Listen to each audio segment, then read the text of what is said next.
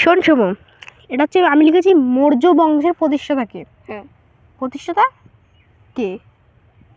ঠিক আছে, বল কে? মৌর্য বংশের প্রতিষ্ঠাতা হলো চন্দ্রগুপ্ত মৌর্য। তাহলে উত্তর হবে চন্দ্রগুপ্ত মৌর্য।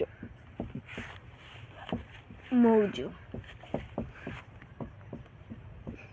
বলে একটু বেশি তার বেশি লিখতে হবে, এর জন্য বেশি লিখছি না, আর ভালো করে লিখছি। বল, অশোক কেন বৌদ্ধ ধর্ম গ্রহণ করেন? বল। কেন কি কলিঙ্গ যুদ্ধের পর তিনি অনেক আগে উনি নিষ্ঠুর ছিলেন ও হিংসুটে ছিলেন। তিনি জীবনে একটি যুদ্ধ করেন, কলিঙ্গ যুদ্ধ। সেই যুদ্ধে অনেক মানুষ মরে যান। সেই মানুষ মরে যাওয়ার ফলে তিনি দেখেন, তিনি তারপর এত দুঃখ এত অহিংসার জন্য তিনি বৌদ্ধ ধর্ম গ্রহণ করেন। প্রায় অতটাও গুছিয়ে বলতে পারলি না। শোন তাহলে আমি কি বলছি। অশোক একবার পাশের কলিঙ্গ রাজার সাথে যুদ্ধ করেছিল।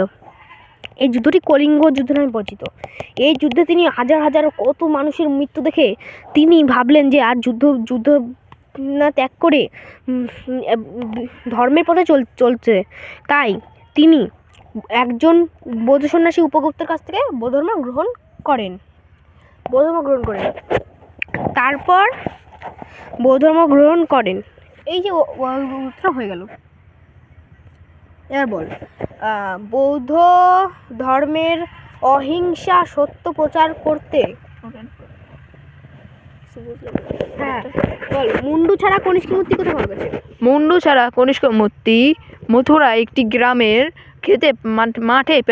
খেতে পাওয়া গেছে, চাষের খেতে পাওয়া গেছে। ঠিক, তাহলে এটাও হয়ে গেল।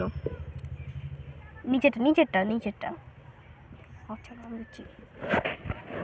বল তাহলে, গান্ধার অমরাবতী মথুরা শিল্প কোন যুগের? বল কোন যুগের? বল কোন যুগের? বল।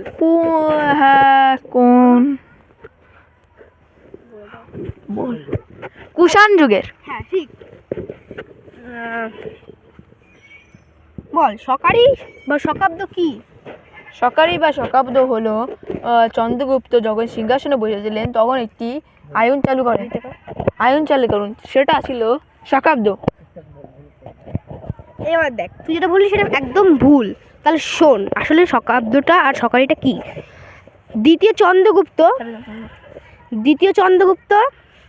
একটি পশ্চিম অঞ্চলে শক ক্ষত্রকে দমন করে একটি এর স্মরণীয় রাখার জন্য একটা অব্দ চালু করেন, তাকে বলে শকাব্দ। আর সকারি হচ্ছে না, না ভুল বলছি, একটি উপাধি নেন, সেটা হচ্ছে সকারি উপাধি। আর কনিষ্ক